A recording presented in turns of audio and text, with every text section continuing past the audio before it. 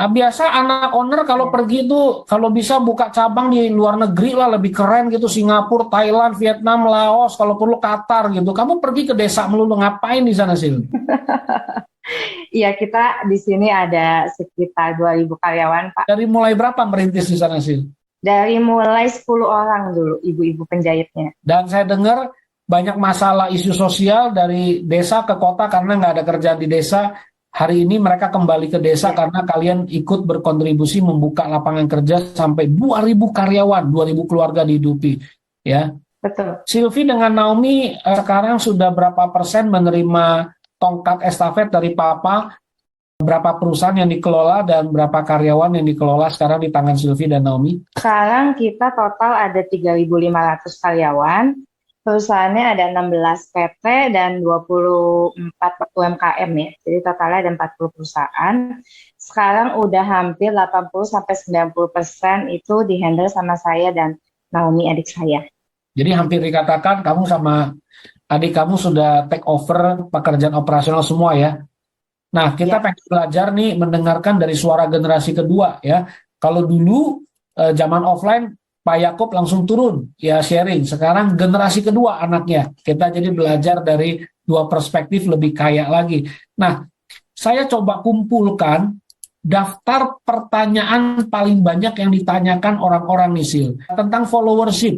Sylvie juga sama Naomi belajar jadi pengikut yang hebat buat dua orang tua, buat komunitas dari profesional yang kerja di situ juga.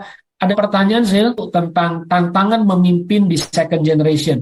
Kan pasti jangan-jangan kalian merasa nggak dulu papa hebat dari nol sampai beribuan karyawan terus handover ke kalian, ada ketakutan, ada kekhawatiran seperti apa, challenges-nya apa sih? Ada merasa nggak pedenya, ada merasa kekhawatiran tuh di mana nanti ceritakan dan bisa dibagikan kepada kita. ya. Kita mulai dari pertanyaan pertama sih, challenge as a second generation. Oke. Challenge-nya pasti yang pertama itu yang aku hadapi waktu masuk itu pertama ada generation gap sama communication gap ya.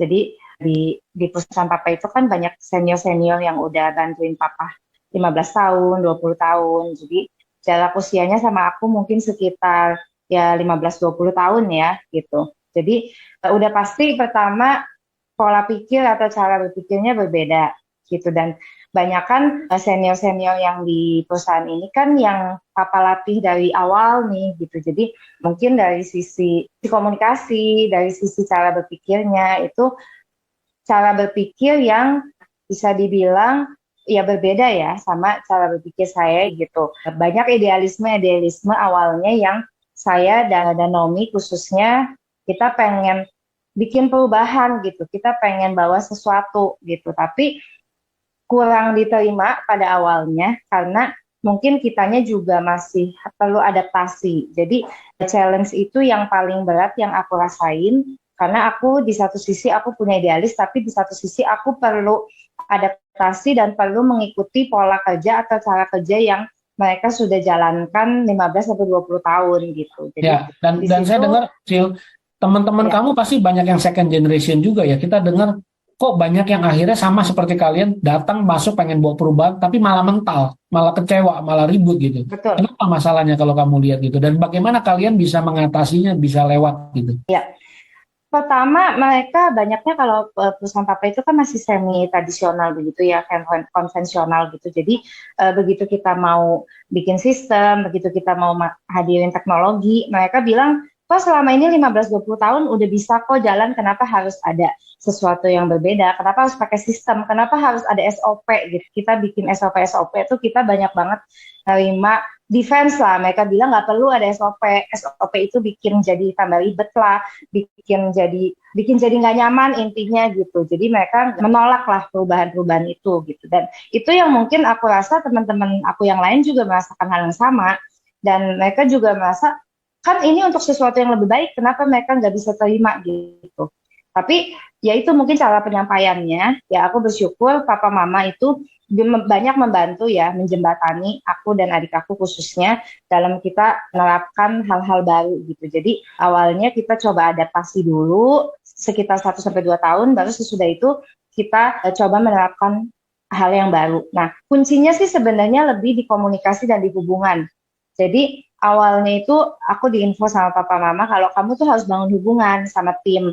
Karena kan mereka udah terbiasa sama papa mama nih. Sekarang kalian masuk dengan gaya kalian yang baru gitu. Kalau kalian nggak belajar untuk mengerti mereka, nggak belajar kenal sama mereka, mereka nggak akan ngikutin kamu gitu. Jadi awalnya kita coba bangun hubungan dulu sama mereka. Seperti itu sih Pak. Ya, ini pelajaran besar buat generasi muda second generation, karena yang ngomong juga dari second generation. Jadi Sylvie ngomong kepada second generation karena dia juga melewati, ya. Tapi kalau saya lihat Iya, dari betul. komunitas memotret Sylvie dan Naomi, saya kira dua hal ya, Sylvie, Naomi, yang kami salut dengan kalian. Satu, kalian kalau ditegur, idenya nggak diterima langsung oleh papa mama, nggak ngambekan, nggak kasih muka jelek gitu.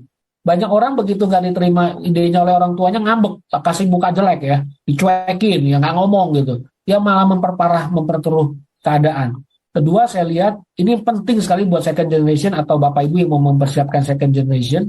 Kedua itu saya lihat kami ya dari komunitas melihat Sylvie Naomi itu sabar, membangun jejak rekam, track record.